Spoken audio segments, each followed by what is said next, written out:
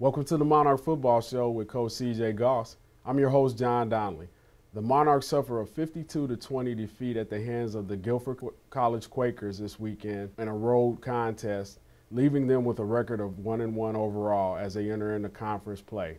To recap that game this weekend, we're going to conversation with Coach C.J. Goss himself. Coach, how are you this afternoon? It's a pleasure. All right. Now, Coach, obviously it was a tough loss this weekend. What positive, if anything, can you take away from a loss such as that? Well, you know, we learned fundamentally.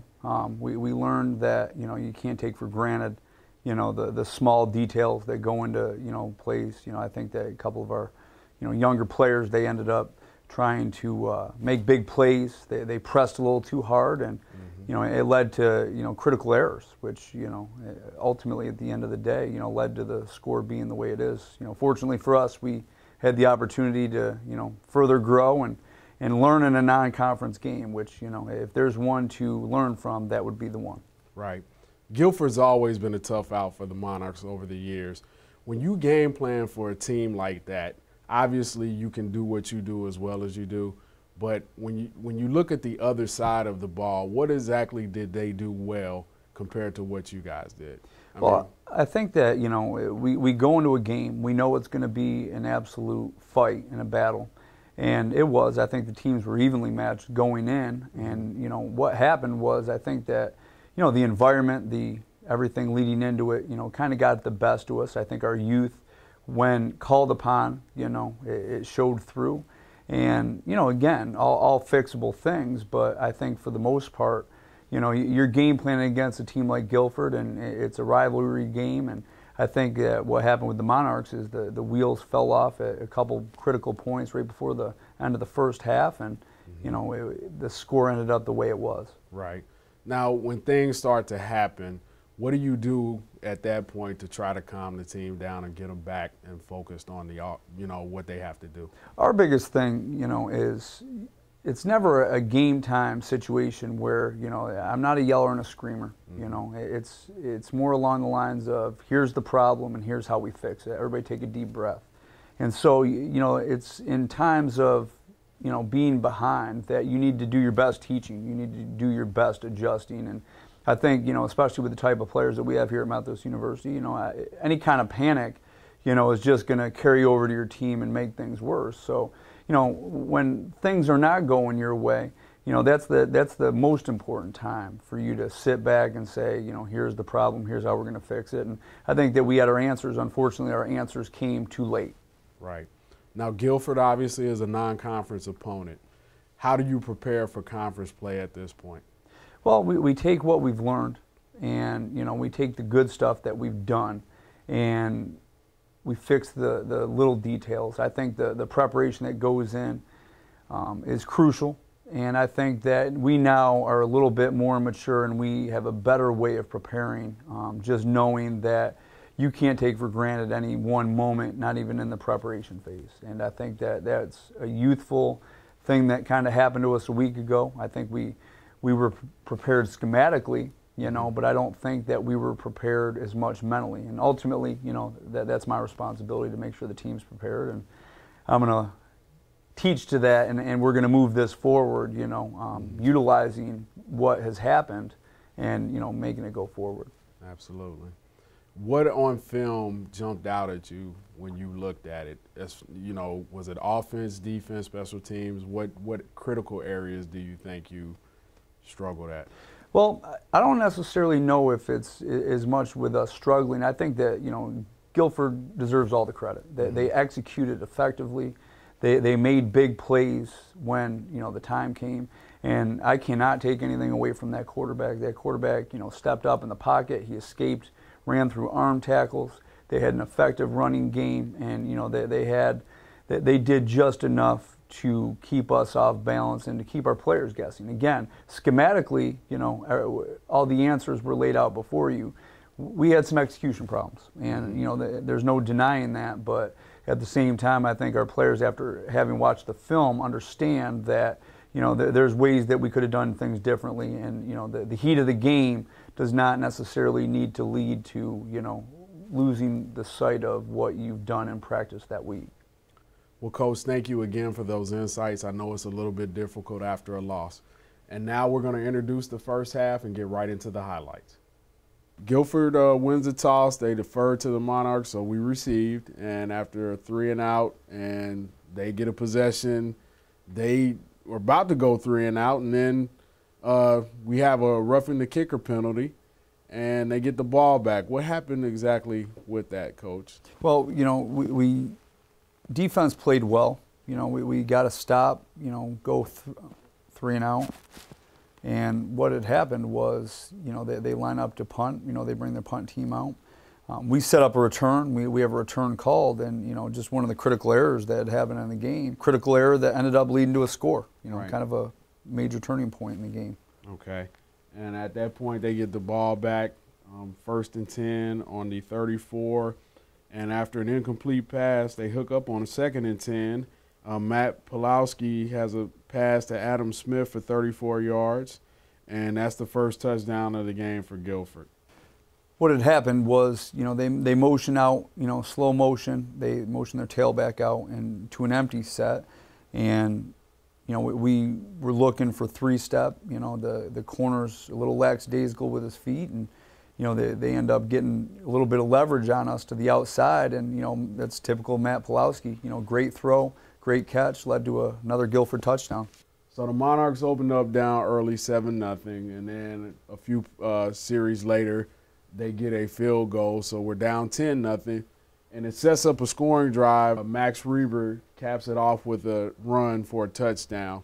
It looked like sort of a read option play, Coach. Would you explain what happened on that play?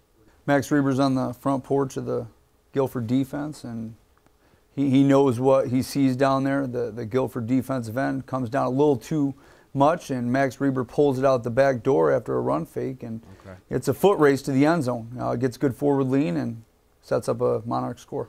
So at that point, it's 17-7 Guilford, and so the Monarchs get the ball back again. Max throws a pass that's intercepted by Guilford, and Guilford returns it to the MU32. We use a little play-action pass. I think Max was expecting that safety to step up and, fill on the run. They were being very active with their safeties all night, and what had happened was is Max took his eyes off his target a little bit. He didn't see that safety was robbing our backside receiver, and Max just tried to force that thing into double coverage. At the last minute, I think he sees it and realizes that it led to an interception and a turnover, which ultimately led to a score. So now, even though we're down a couple of scores, Max comes up with a big play here. Explain how that play culminated. What happens was, they were becoming overly aggressive with our run game. We make a good play call, and the fact that we faked to this running back to get the defense to bite just a hair.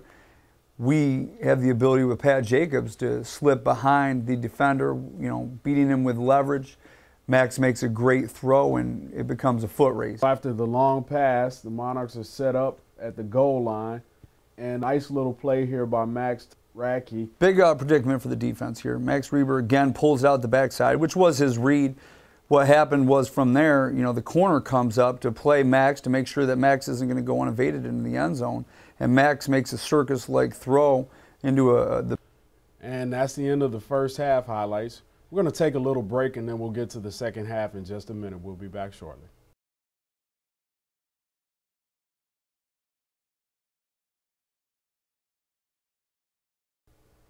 Welcome back to the Monarch Football Show. We just finished up the first half highlights, and now we'll get into the second half highlights. Guilford at this point has a scoring drive. You guys in the red zone, you got them to 4th and 1, and they decided to go for it. At that point, after the score, do you just feel like the defense was tired? Well, it's 4th and 1, man on man here, and what happens was they got a good down block on us. One of our guys went in. And, they got a little bit of movement, and the running back goes in unevaded. We're in the third quarter, and the Monarchs are driving, and they got pretty good field position. And then Max, he throws, unfortunately, yet another interception. And it looks like it was a bit of man coverage, but the DB just sort of jumped the route. Well, it's a good defensive play in the fact that, they're in man coverage. They're up pressing. It's a little screen. We have our linemen climbing. It's a good play call. and the fact that, you know, they're blitzing, so we're using their momentum against them. And what happens was the pressed corner comes up and deflects the ball, and in hot pursuit, the Guilford Quakers have the ability to kind of snag it out of the air, and it's just led to our third interception on the day. Now the Monarchs, even though they're down, they're not giving up. They're still playing great defense. The safety comes up and feels good, and he makes a great defensive play. The quarterback comes up, he's counting the numbers, he's seeing that, you know, we're heavy in the box. Obviously it's a point in the game where they're trying to run the football and chew clock. And we come up, and, you know, that receiver's supposed to be sealing our DJ Payne inside. DJ comes up and in a very athletic, you know, move, comes up and, you know, hits that thing right where it's supposed to hit. And the fact of, you know, reads it perfectly, comes up, makes a good secure tackle. You know, DJ reliable tackler, one of our better players on defense, and no quitting him. You know, and that's the positive that we can take from this game is, you know, at no point did we just lay down. We're still, it's late in the game, and we're still coming up and playing Monarch defense. And, you know, that's something that you can teach off, especially with your younger football players. So we got a scoring drive that comes down to the goal line. Max gets a little bit of pressure. He rolls out to his right, and he fires a touchdown. What happened on that play? Was that a design rollout? Well, Max goes through his original read progression. What happens was, you know, they were in man coverage down there like they were all night. And, you know, we get leverage. Max doesn't feel comfortable with the throw. He escapes the pocket, you know, eluding a defender. And the receivers do a great job in the fact that they convert their route. Welcome back to the Monarch Football Show. We just finished up the second half highlights with our final score of 52-20. And now we're going to get into the pivotal plays of the games with Coach Goss.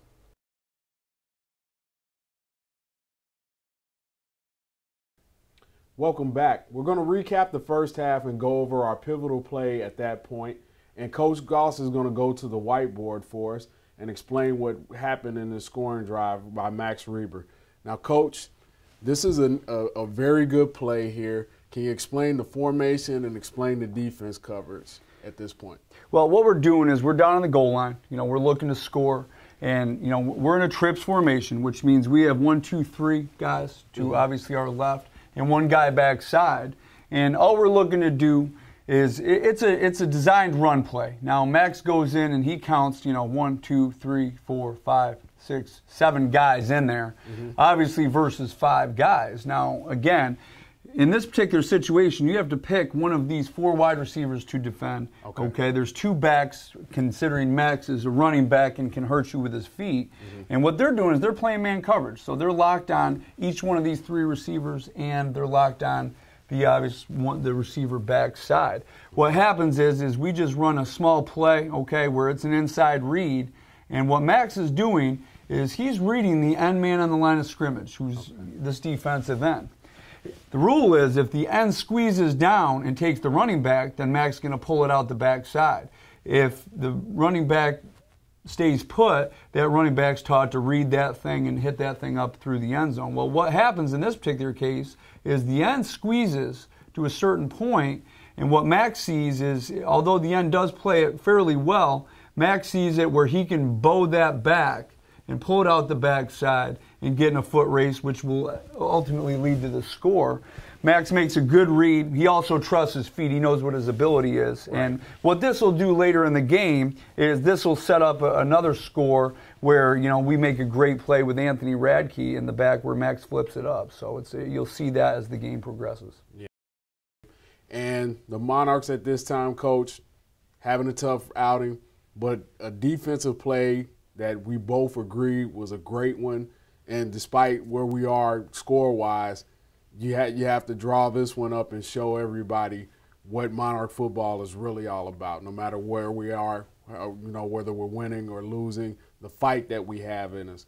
And this play by DJ Payne illustrates that. Sure. Well, you know, let's talk about the fact that, you know, it's late in the game. You know, the Monarch defense has a choice. They can either fold their 10 or, you know, they can continue to play. And led by the leadership of DJ, who's a junior. He's been there before. Adversity has struck and, you know, keeps fighting. And there's a lot to be said about that. But what happens on this particular play is obviously it's late in the game. They're looking to run the football.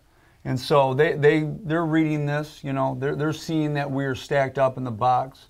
And, you know, so they're looking for a run play, very similar to our offense, what happens is that out the back door, they have, a couple different things. Obviously that quarterback can pull it, and then they also have a situation where they're going to run what we call bubble screen out the back door, okay? So the quarterback can hand it off, he can pull it out the back door, or he can throw the bubble. In this particular case, DJ Payne comes up, and, it's all about leverage when they throw it out the back door to, this particular receiver. And what happens is the quarterback throws it, okay, after the play fake, the defense flows. And what DJ does is DJ does a great job of getting over the top of the block where the mesh point is that play is going to hit. He sees it a little bit late, but you can see his acceleration on the film. And what he does is he comes up, and right as that receiver catches that football, he comes up and makes a great hit, showing the heart of the defense, showing that they're not going to give up, and showing that there's a reason to keep playing, additional plays. And that's what he did, made a great play. And it's typical DJ Payne. Does a great job. He's consistent. He's a great tackler. And for his size, he's one of our pound-for-pound, defensive players of the game. Welcome back. At this time, we'd like to introduce our 12th man segment. This week's 12th man was Mike Harrison for last week's home game. And, Coach, could you explain to us a little bit about what the 12th man is? Well, the 12th man is something that, our staff had started. And what the 12th man is there's a lot of very important people here at Methodist University who do a lot, not only for the program, but for the Methodist students and the community. Mm-hmm. So what we've done is we've gone through for all of our home games, and we've selected someone on this campus who means something not only for the Methodist University football program, but also for the Methodist University community. Someone who exemplifies hard work, dedication, will go above and beyond the call of duty based on, their jobs, and it goes beyond their job. And so what we've done is we've selected, 5 different people throughout the season for our home games. What we're doing with the 12th man is we allow them to come in and talk to the team. Mm-hmm. We allow them to come and be an assistant coach for a day, give a speech. They run out with the team. They get a chance to make adjustments. They talk and converse with the coaching staff, and it's just an overall day, and it's their day to kind of see that, from a football standpoint, obviously we work long, hard days also, but, your reward is that game, and we want to show our appreciation to our 12th man by giving them that game day experience. Okay. The first 12th man we've had this season is Mike Harrison. Why don't you tell us a little bit about him? Well, Coach Harrison, mm-hmm. He's a guy that he works in our print shop here at Methodist University, and he's a guy that works tirelessly. Mm-hmm. The amount of hours that he puts in, the deadlines that he faces, and he overcomes adversity just like any other employee here, but he's the guy that will put in the extra time. What he does, what he means to the program is there's a lot of print material, things that we do, everything from our facility, pictures to, brochures to everything that has to do with building the program. And what he does is he gets our things back, and he's allowed us to have a beautiful recruiting class just in what he does over in the print shop. He's gone above and beyond the call of duty as far as, what his description is, and he's worked, well past the normal hours of what someone would work up in that position just to meet the deadlines that we've asked of him. He did a great job with our players. Our players loved having him around, and he will forever be Coach Harrison in our eyes. Absolutely. Congratulations, Mike. We appreciate all the hard work you do for us here at Methodist University, and we're honored to have you as our first 12th man this season.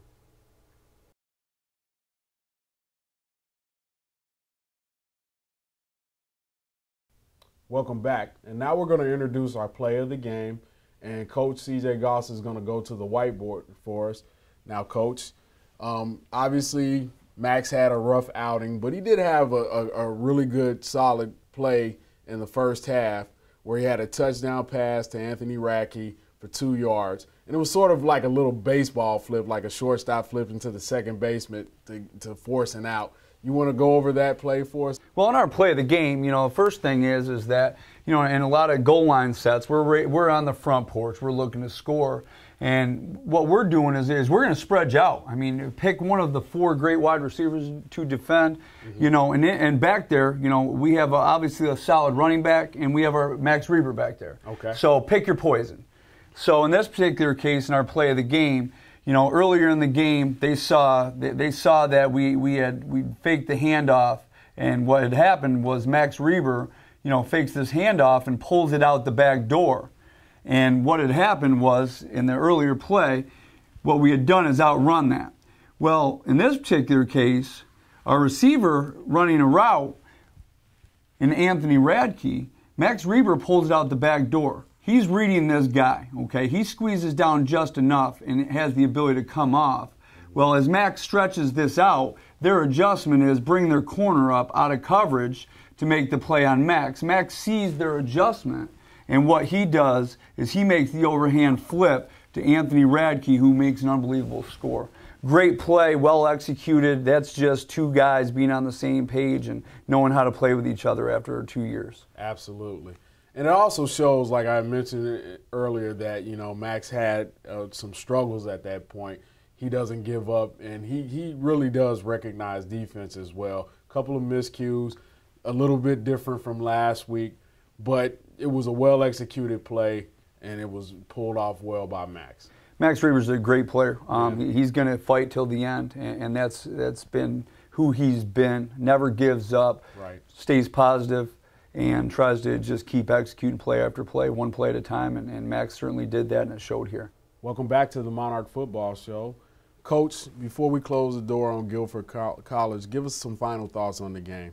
Well, it was a great learning experience. It's always a great time going up there. Win, lose, you know, draw. It's always great going up to Guilford. It's competitive. It's a great game day environment. And it's good old-fashioned football. And I think that, you know, it's been a good experience going up there. It's something we can learn from. But as you said, it's time to shut the door, and it's time for the Monarchs to enter conference play. Absolutely. And you start off conference play this coming week against Huntington College. Tell us a little bit about Huntington, what you're prepared to do as far as taking them on this coming weekend. Well, Huntington is a very well-coached team, team out of Alabama. They just joined our conference this past year. So last year was the first year that we played them. We went up there in an absolute shootout. We were fortunate enough in a hostile environment to pull a win out. And I'm telling you right now that this Huntington team is going to come into Monarch Stadium ready to play. Very well coached, very experienced group on both sides, you know, but very similar to us, a couple young players, a couple new players stepping into some new positions. But I have great respect for Coach Turk and Huntington College, and their staff does a great job. It's going to be another good one, and I think that, you know, I'm optimistic that, you know, we'll be prepared and Huntington will be prepared. The fans will be in for a great day. Right. Now, you're 1-1. That's respectable. It's not ideal. Everybody, you know, we would love to be 2-0, but it's not necessarily a bad thing. Statistically, over the years, teams that have opened up 1-1 have gone on to win the conference. Talk a little bit about that. Well, you know, in the USA South, there's been more co-champions and then there's been outright champions. And so going into conference play, you know, it's usually a 1, 2, 3 loss team that has actually pulled out the conference. A lot of us play, you know, a meaty schedule in the beginning, and we certainly have that as we play Huntington opening up conference play. It's going to be a good test for us. You know, the one thing that, you know, you need to understand about the USA South is, you know, a one-loss team isn't out of it. Right. And, you know, certainly, you know, we're 0-0 going into conference play, but, you know, going into Huntington matchup, I think that, you know, we have a good chance of having success if we execute. If we don't, you'll see more of the same of what happened in Guilford. So, right. You know, what Monarch team is going to show up? And, you know, that's my job to make sure that they're prepared. But going into it, welcome back to the Monarch Football Show. We're going to go ahead and wrap things up, but we want to remind you to come out to Monarch Stadium at 1 o'clock September 20th to watch us take on Huntington College. And we need all your fan support. We appreciate everyone who's watched the show thus far. I'd like to take this opportunity to thank Coach C.J. Goss, and we'll see you next week.